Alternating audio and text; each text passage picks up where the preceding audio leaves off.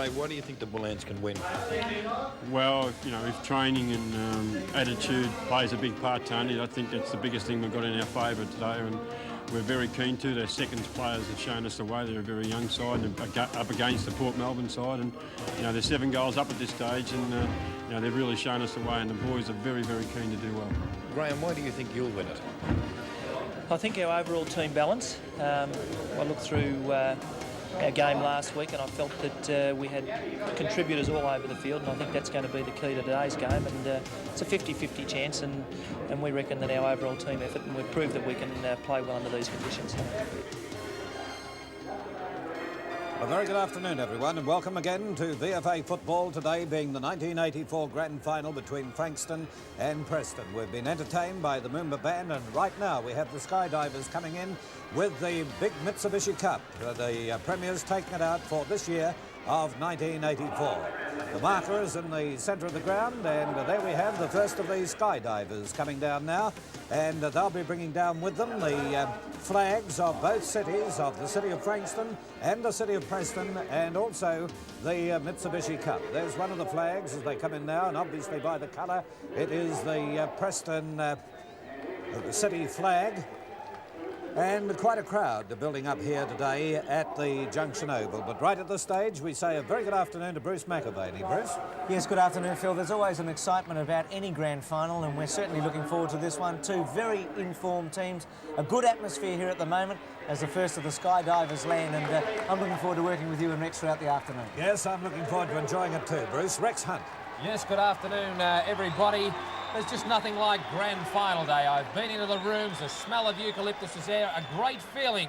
A feeling of professionalism in both rooms. I hope that they bring that onto the field, and it is a true contest. Grand finals, they're one day in September. I've got a feeling the VFA today have got a crackerjack game on their hands. Righto, Rex, let's have your selection. Yes, I'm going to select Preston. I think they're a far more professional combination. I think the aura of the Frankston side is tremendous, the confidence, but I just think the experience of Preston today and last year's win, I think they'll make it 2 on end. Right, Bruce McAvaney. No, I think Frankston will win, Phil. I think their movement will be too quick for Preston. Preston are great competitors, I know, but I'm pretty confident that Frankston's form has been so good over the past 9 weeks, they'll win. All right, and here we have the parachuters coming in with the Mitsubishi Cup at the present time, and this will be presented at the end of the game to the VFA Premiers out on the ground. And it's great for the VFA and for us to have Mitsubishi with us during the series, and particularly here in the grand final. And there it is, the landing and the Mitsubishi Cup. And now to Ian Gibbs. And Ian, we've had 14 consecutive wins to the Frankston side, 9 consecutive to Frankston rather, and 14 to Preston. How do you see it statistically? Well, Preston, I think, should be congratulated. In 1983, they had their first, seconds and thirds all win premierships. So far this season, they've had their seconds and thirds both win a premiership, and I think the firsts will achieve that again today. They've only met once during the course of this season. It was in round 11, and Preston had an 8-goal victory at Preston, 22-19, 151 to 14-19, 103. And I think Preston will make it 3 out of 3 again in 84. So we've got 2 for Preston and 1 for Frankston. Phil Gibbs, you haven't got the deciding vote. Are you going to make it 3-1 or 2-all? Well, I'm selecting 2-1 Frankston. I couldn't resist it. But I do think Frankston have the high marking ability on the forward line. Josh is using his little men very, very well. I know Preston have the experience, but Frankston... Gosh, this is very familiar, Josh isn't it? Kendall. Oh, you've already got the invitation to tonight's celebration, have you? You talked about Joss and all the boys and this sort of Well, thing. I've got an invitation to Very both familiar. of them. I always have a bit each way, Rex, and it's I nice know that. But it's nice to get 2-1 from you for a change. Well, there you are. All right, let's go over now to the Preston rooms, and we'll talk through Tony Banks to Ray Shaw. The Preston Football Club are going for back-to-back premierships. With me is the captain of the Bullants, Ray Shaw. Ray getting the final rub down before the big game. You must be keen and impressed with the way your players have performed to date. 14 wins on end. Can you make it 15 in the premiership? Oh, yes, I think so. You know, we have won 4 in a row, but that doesn't make much difference, Tony. You know, today's the day, and really the conditions of the ground and the way the wind's probably blowing, it's swirly wind, it really suits us down to the ground. What is your main problem with your opposition? Where do you think you're going to have to counter Frankston? I think they're playing with a lot of enthusiasm. You know, I don't know a lot about their side. You know, we can only watch them on last week and things like this. So you know, they're playing with a lot of enthusiasm, a lot of confidence. You know, we've got to try to break their back early, and hopefully we can go away to a you know, pretty easy win. What are you going to say to your players moments before they go out onto the ground? Oh, well, you know, I'm not going to rant and rave. I think they know now. We've talked about it all week, what they have to do, and they know what they've got to do, Tony. So I won't be saying a lot to them. We've got a little secret thing coming up just before we go out. So you know, I'm sure the players know exactly right now what they've got to do.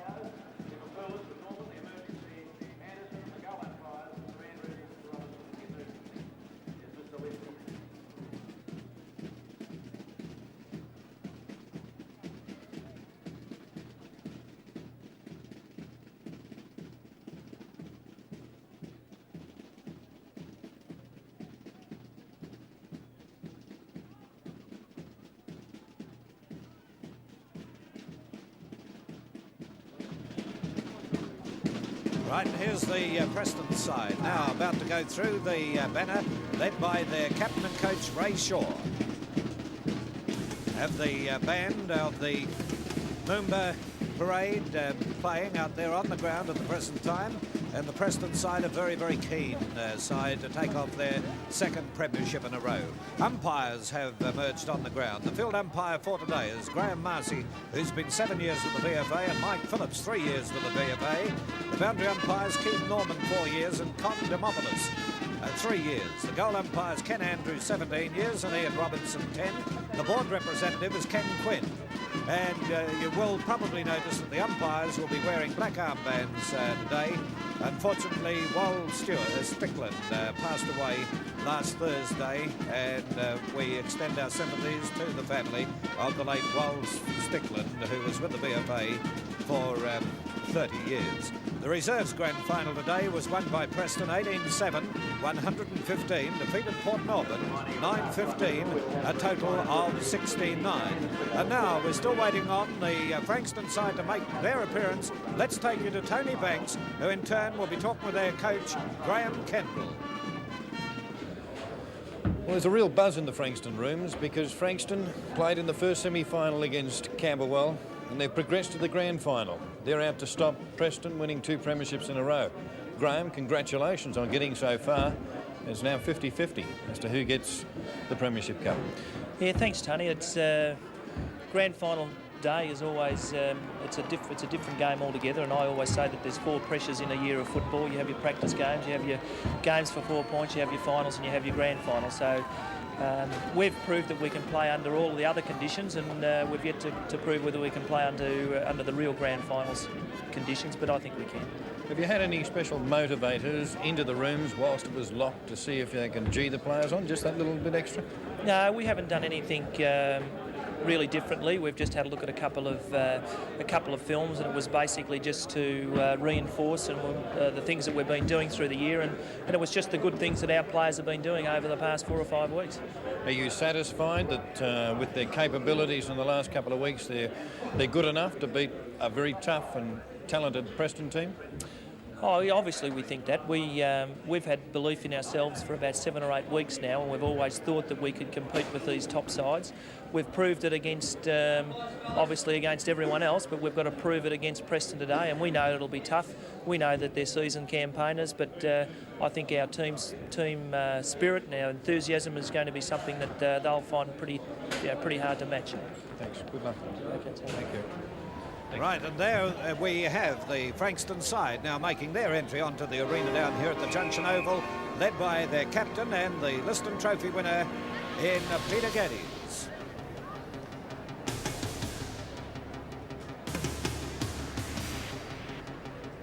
Making their preliminary circuit of the ground. Notice out of the side, out of the Frankston side, we have one of their top players in Peter Rogerson, but just while they're making their circuit around the ground, let's have a look at the Preston side. Rex Hunt.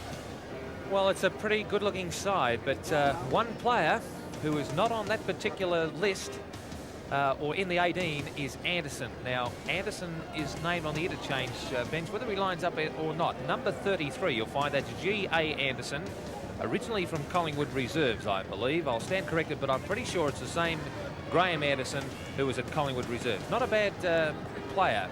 It's a very good-looking side there, particularly with the 2 key forwards. I think they'll go quite well, Preston. Well, a blow to the Frankston side is the omission through injury of Peter Rogerson. Remember, he was injured last week and limped off the ground during the last quarter.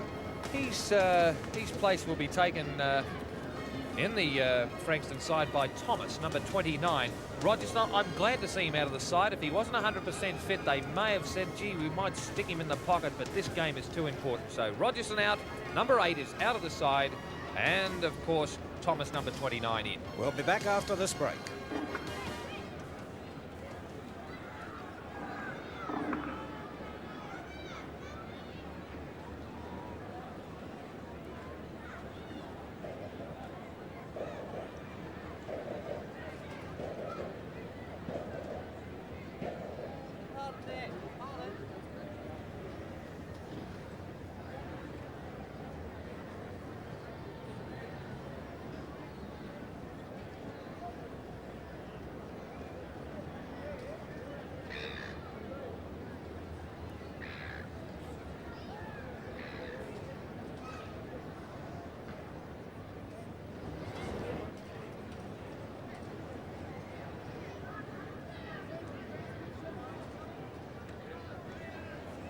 How long, Bob?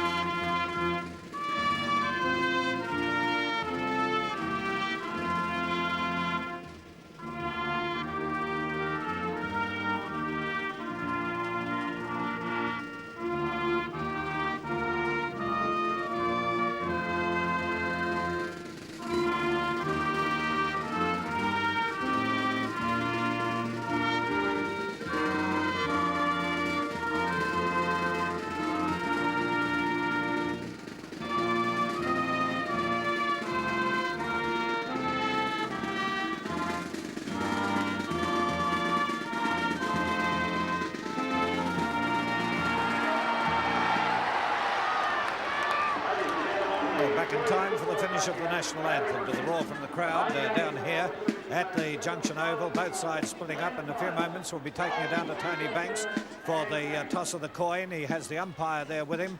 Ray Shaw is also there, and we're waiting on Peter Geddes to make his appearance. But see what we can get from Tony Banks down there on the arena. Tony? Thanks very much, Phil. Well, the umpire is just about to throw the coin now. The 10's ahead. Peter Geddes calls the 10. The tails come up. Ray Shaw wins the toss. Really doesn't matter very much. Ray's kicking to the northern end. Any particular reason, Ray? No, not particularly. I think the wind's very gusty. You know, you can kick goals both ends. So, you know, But it didn't matter really, I don't think. Ted Whitten, did he have a lot to say to the players just prior to the game? Magnificent. He was. He really got them going, did he? Yeah. Well, they didn't really need a lot of psyching up, but a bloke like Teddy, best footballers ever put on a pair of boots, spoke, from the heart, and I know the players, they took it in that regard. Ray, you've never played in a premiership team, have you? No, never. Teddy, no. Today's your first day? Today's the first day, yes. Good. Good luck. OK, Tony. Well, that was rather a casual way. He took the toss of the coin. I still think he'd have had his mind made up, Rex, when he got out there. Well, I don't know whether it's a bit of showmanship or not. I think Ray Shaw looks at it. Look, it doesn't matter. We've got a kick to both ends twice during the game, and he's got enough confidence to say, well, it doesn't matter. That end will do. We'll kick to the left-hand side of the screen. Rex, what about the use of Teddy Whitten before the game? Do you think that's a good move? Well, it's an interesting psychological move. Ted Whitten certainly is a great man and a great motivator. In all due respects, Ted hasn't been involved in a lot of premierships, but certainly, if it can assist the Preston players, sure, perhaps they may have been getting sick of Ray Shaw's voice, I don't know. But Ray hit it on the head, Phil. You don't need much G'ing up today. If you're not ready today, you shouldn't be out there. Well, let's look at it this way. Frankston have been doing everything right in their last 9 games. Why take them out of the natural environment before the game? And Mr. Mac Gamble, president of the supporters group, and the Frankstonians would agree with us on that. And unfortunately, Mac is ill today and unable to be with us. Age approximately 82 years. Alan Clark told me there, Mac. So all the very best to you. And incidentally, I spoke with the inspector who was here last week about the senior constable who ended up being taken by ambulance away from the field here last week. Senior Constable Sean Kelly. He has a very badly strained knee ligaments, and that was the only injury that he sustained. Well, crowd still building up. It's nice to see a bit of a crowd at VFA. This is interesting. It's the old Three Stooges trick over here, all in a group and discuss tactics. This is good psychological tactics by Frankston, keeping Preston waiting. I think we're over time now. Sure, it starts at 2 o'clock, but umpire Phillips is making his way down there to break them up. They look as though they're about to play rugby by the look of them, Bruce. They're certainly ready for it, Phil. John Kent has come into the Frankston side, by the way. He'll be on the interchange bench, and Dennis Cole's out as well. So Cole and Rogerson out. So they haven't had a lot of luck, and that's a legacy, I suppose, Rex, of having to come from a first semi-final. You must pick up injuries coming through to the grand final. And of course, Bruce, the advantage is if you've got players to take their place. And it's just disappointing they've lost a couple of key players. I just hope they're up to it, and can do the best for their supporters. But when you do lose key players, they're very hard to replace. Well, that happened with Collingwood yesterday, didn't it? Yes, it did. They were undermanned. You couldn't fault their endeavour to get there yesterday, but they were just undermanned and they didn't have anyone to lift. They had Dacos and Richardson covered, and of course when you've got big blokes covered, you're in real strife. Yeah, and you're talking about key players too. You're talking about a key player when you talk about Rogerson from Frankston. Players, Phil, that can lift the side when a lift is needed, and Rogerson is a man that can kick 3 or 4 and a quarter and be a focal point in attack, and he's a very important key, and to lose him is a bad blow. I was looking at Aitken down here, number 1 of the Preston side, a very tall player. Bardole is moving over there to the forward position. Well, Atkins obviously been placed on him. He's a bit of a flyer, Stuart. When he was with Collingwood, loved to take a screamer. I reckon you'll find he won't even try and get in front. He'll just punch the ball from behind and let Preston run at the crumbs. All right, well, everything is in readiness for the 1984 VFA Grand Final. Umpire Larcy coming in for the bounce. Shaw waiting down there for the crumbs. The captain and coach, Zarnecki, close beside him.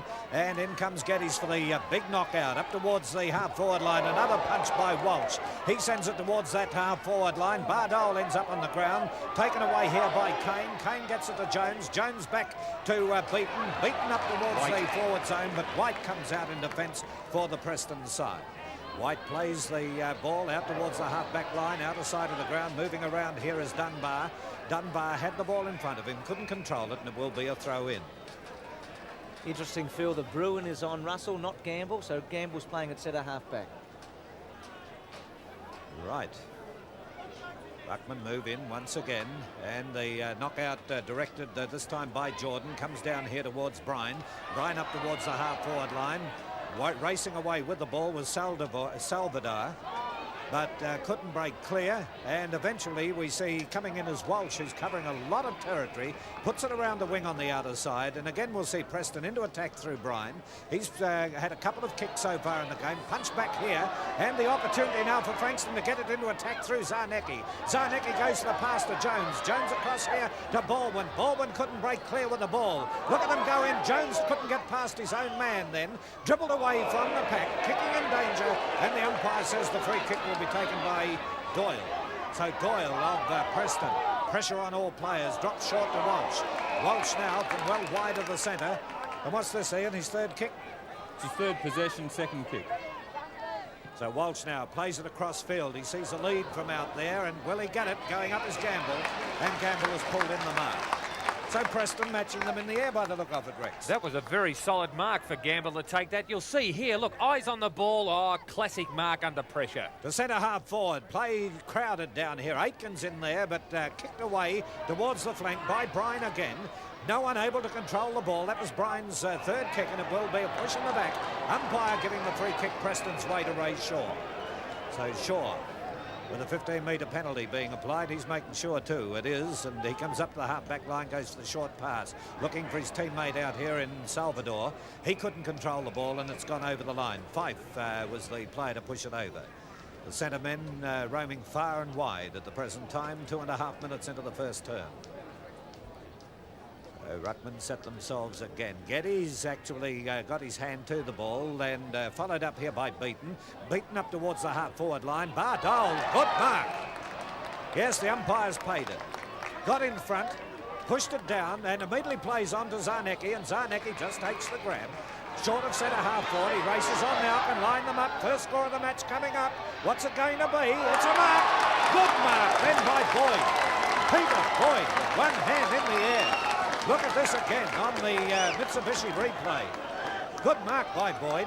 Had one arm held. He's right in front. First score of the match coming up. And there it is, a goal to Frankston.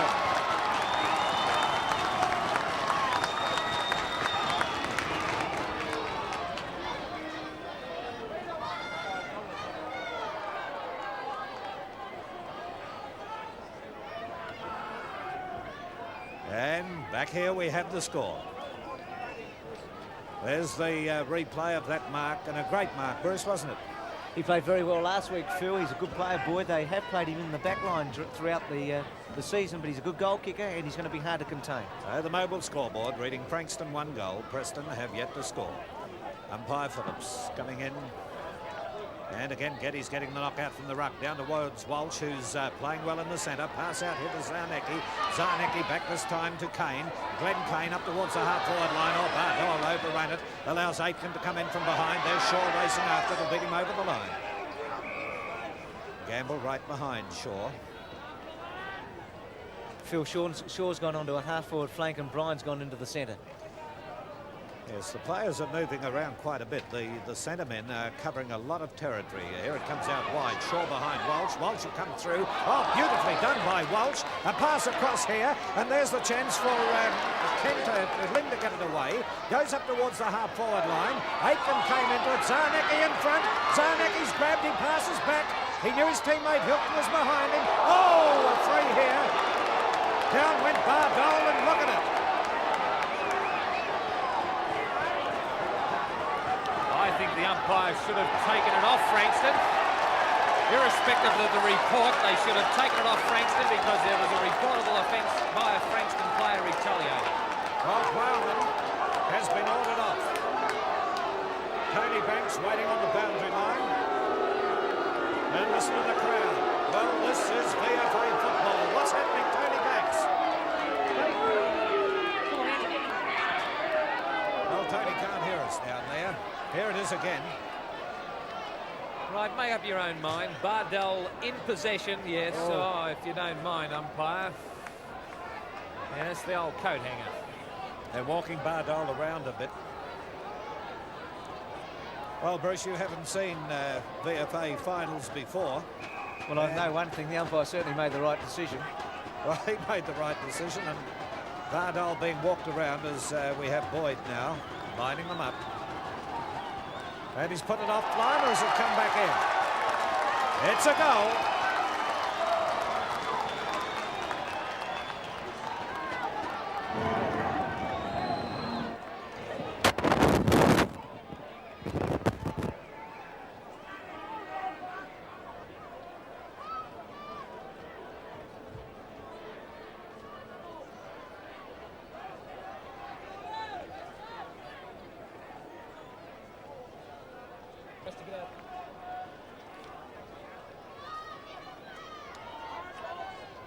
Mobile score.